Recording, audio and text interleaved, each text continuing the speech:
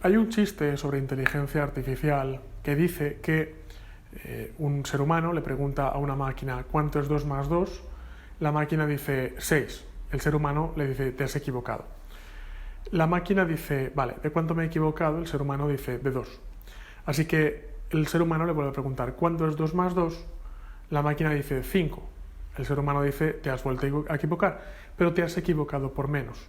Con lo cual, finalmente, el usuario le pregunta a la máquina ¿cuánto es 2 más 2?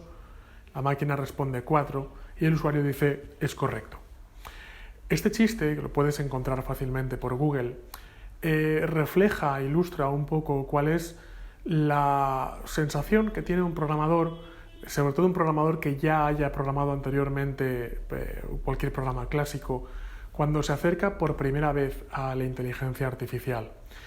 Al principio puede dar una sensación un poco extraña el que haya que aproximar de una forma que parece bastante ineficiente y parece bastante poco precisa la solución a un sistema cuando disponemos de sistemas, cuando disponemos de lenguajes de programación, cuando disponemos de una metodología de cálculo donde básicamente podemos averiguar de una sola pasada que 2 más 2 es 4. La idea es la siguiente.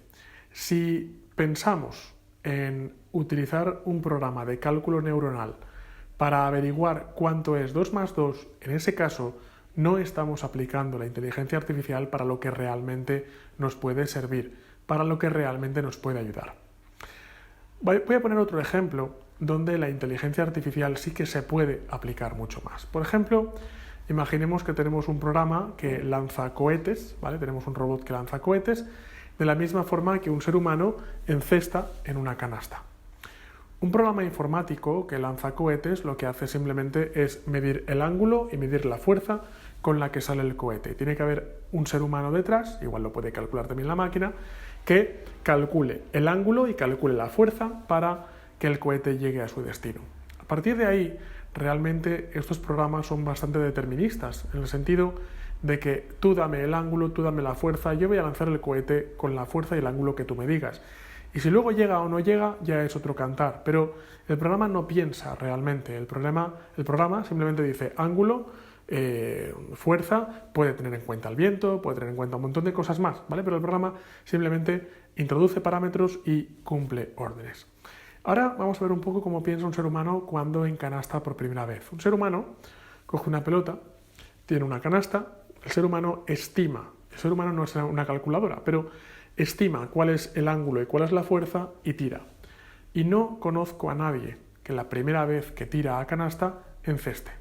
Porque es fácil equivocarse con el ángulo, porque es fácil equivocarse con la fuerza, porque a veces no conoces bien tu brazo, a menos que seas jugador profesional de baloncesto. Entonces es fácil suponer una fuerza. Hay veces que cuando tiramos una bola de papel no tenemos en cuenta el rozamiento del aire y la tiramos con menos fuerza de lo necesario. Un ser humano siempre falla a la primera, pero cuando un ser humano falla, lo que hace es analizar por cuánto ha fallado.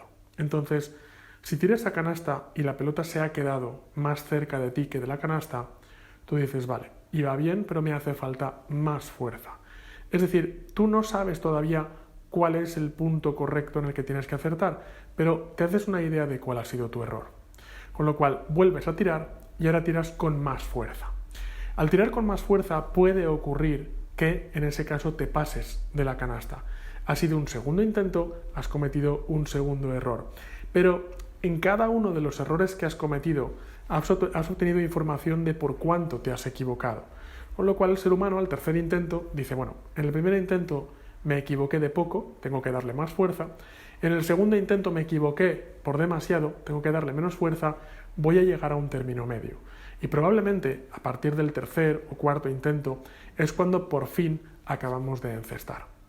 Así es como funciona cualquier ser humano, yo diría prácticamente cualquier animal, y es que a través del intento y a través de la experiencia y de recordar en qué fallaste, consigues finalmente acertar, y así es como trabajan los programas de inteligencia artificial que vamos a desarrollar. Nuestro objetivo no es calcular 2 más 2, nuestro objetivo es dejarle al programa que intente hacer algo, que cometa un error y que al cometer un error aprenda del error que ha cometido y vuelva a realizar un nuevo intento intentando aprender del error que ha cometido. De esta forma, en principio tan ineficiente con respecto a lo que es una calculadora calculando 2 más 2, veremos que hay problemas complejos que se pueden resolver que no han podido ser resueltos con lo que tenemos hasta el momento. Es decir, no han podido ser resueltos con la metodología de programación que tenemos actualmente. Por eso es por lo que al principio, cuando empezamos a trabajar con sistemas neuronales, podemos ver que son sistemas complejos y poco precisos para lo que entendemos que es un lenguaje de programación. Poco precisos si lo que comparamos es un programa contra un 2 más 2. Pero cuando lo apliquemos a problemas más complejos, donde una simple calculadora de 2 más 2 no me puede dar una resolución a un problema complejo, como por ejemplo en una imagen, esto que estoy viendo es una cara, sí o no, es una calculadora con 2 más 2 no lo puede hacer, nos daremos cuenta de que las redes neuronales sí que me permiten resolver de una forma muy efectiva este tipo de complejidades.